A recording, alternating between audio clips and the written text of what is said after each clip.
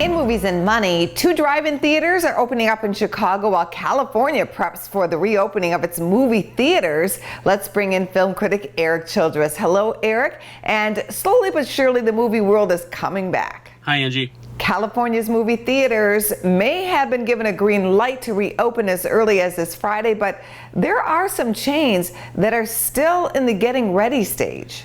That's correct, Angie. The California Department of Public Health said theaters can go ahead and open Friday if they wish, but a good many of the chains, including AMC, Regal, and ArcLight, amongst others, are still not quite ready.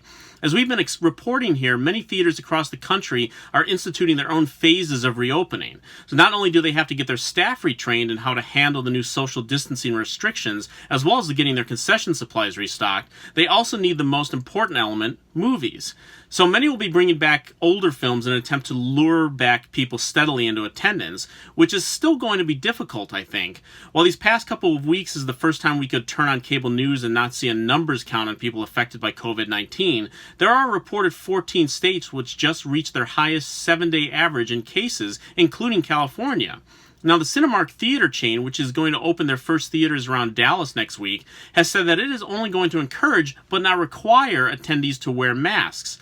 Even with theaters operating to as low as 25% capacity, that may give the more cautious pause to not rush back to their locations. Well, theaters are still banking on the remnants of the summer season to draw crowds. What are you seeing from studios still hoping to deliver? Well, one thing that has been a bit quiet lately are the big shifts in release dates we had been seeing for months, then coupled with studios moving some of those theatrical releases straight to home streaming.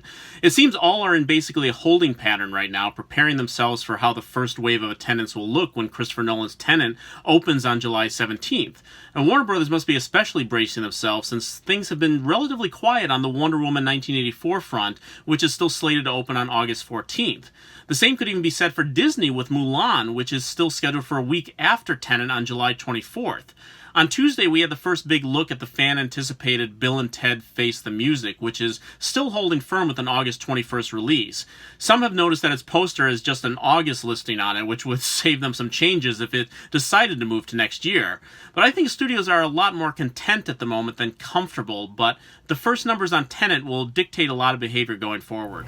For film fans who want to stay home, what's on your streaming list? Because it could be a great week to catch up on movies from the couch. It certainly is, Angie, though I'd say every week is a great week to rediscover films on all these platforms, but this is a notable one for sure. Judd Apatow's The King of Staten Island, which was scheduled to open in theaters next week, debuts Friday for a rental cost of $19.99 on a multitude of platforms. It's a semi-autobiographical comedy drama about Pete Davidson growing up and dealing with the loss of his dad, a fireman, during 9/11. The film is hovering around the 75% mark at Rotten Tomatoes. If you have Disney Plus, though, you can check out Kenneth Branagh's long-delayed adaptation of ARTEMIS FOWL, which was supposed to open just after Memorial Day. Now, that is included with your monthly subscription, as is the latest film from Spike Lee over on Netflix, The Five Bloods, which is drawing some rave reviews. The film about a group of black Vietnam vets who return there to confront old wounds and look for buried treasure is drawing praise for performances by Delroy Lindo and Jonathan Majors, as well as for Lee himself, who's getting a percentage up there with some of the most positively reviewed films of his career. It's something for everyone this weekend, but that may be the one you want to start with. Thank you, as always, Erik. Thank you, Angie.